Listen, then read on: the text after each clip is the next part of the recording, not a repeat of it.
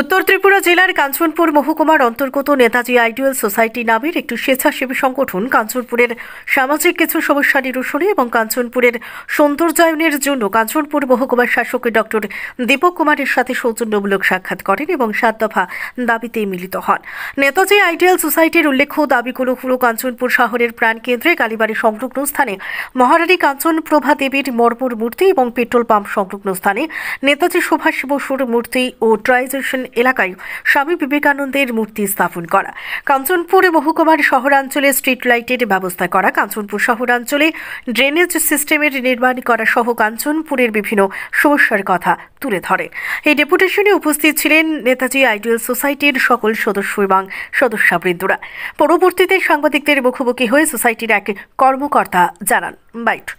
Netaji ideal সোসাইটির এহেন কার্যকলাপকে সাধুবাদ জানিয়েছেন গোটা কাঞ্চনপুর মহকুমার শুভবুদ্ধি সম্পন্ন নাগরিকেরা। নমস্কার, আমরা নেতাজি আইডিয়াল সোসাইটির পক্ষ থেকে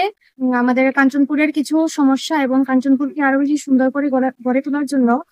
এখানে এসডিএম অফিসের এসডিএম স্যারের কাছে কিছু প্রস্তাব নিয়ে এসেছিলাম। আমাদের প্রস্তাবগুলো হলো কাঞ্চনপুর শহরের প্রাণকেন্দ্রে কালীবাড়ি সংলগ্ন স্থানে মহারানী কাঞ্চনপ্রভা দেবীর মর্মর মূর্তি এবং জম্পুই রোড স্থিত পেট্রোল পাম্প সংলগ্ন স্থানে নেতাজি সুভাষ বসুর মর্মর মূর্তি এবং ট্রাই জংশন এলাকায় স্বামী বিবেকানন্দের মূর্তি স্থাপন করা, কাঞ্চনপুর মহকুমার শহরাঞ্চলে স্ট্রিট লাইটের ব্যবস্থা করা, মহকুমা শাসক অফিস সংলগ্ন স্থিত পুকুরকে দিঘিতে রূপান্তর এবং এর পার্শ্ববর্তী এলাকা বিনোদনের জন্য একটি চিলড্রেন পার্ক স্থাপন করা,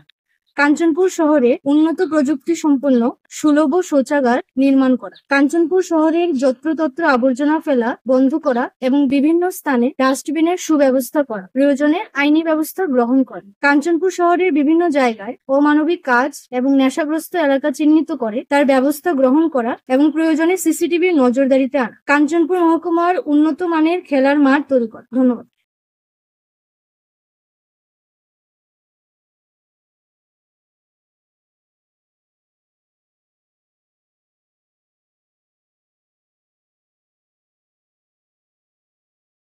ব্যুরো রিপোর্ট, সত্যের খোঁজে 24 ঘন্টা।